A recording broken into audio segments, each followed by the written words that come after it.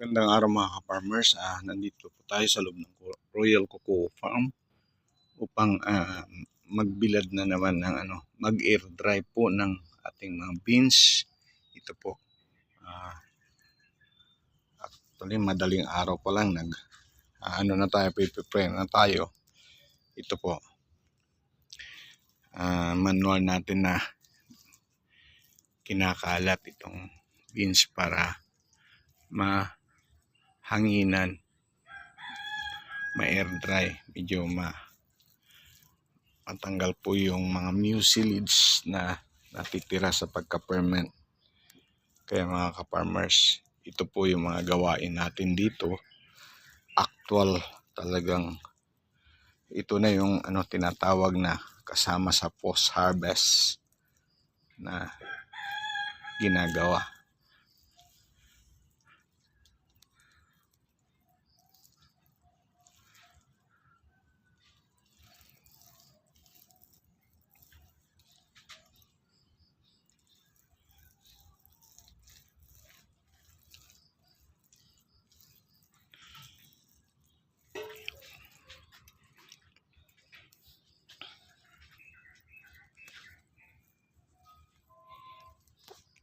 Ito po ang iyong lingkod, mismong owner ng Royal Cocoa Farm na nandito. Hindi natin pinapaubaya sa talagang pinapadaan natin sa ating mga kamay ang pag-dry ng beans ng kakao natin. Kaya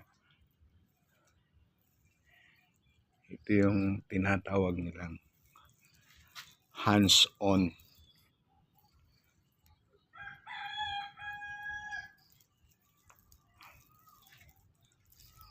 Ang system kasi na ginagawa ko is ini-air dry ko muna dito.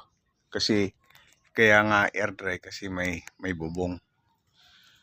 Pero pag na-air dry na, tulad ng nandyan na dalawang nasa crates, ibang crates, yun, dadali na doon sa mismong factory kasi nandun yung ginawa natin solar dryer.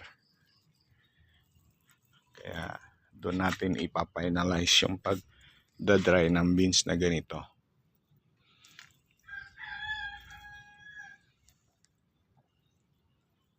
Kaya ito mga ka-farmers ang ating mga ginagawa.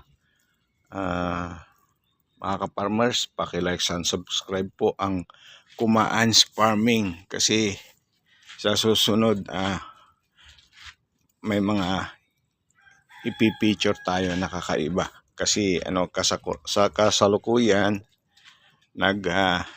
teachers methodology po tayo sa PTC or Daneta. Kaya baka ito yung magiging natin, isa sa cacao production 2 na tatalakayin po natin yung pagpo-post harvest o kaya production.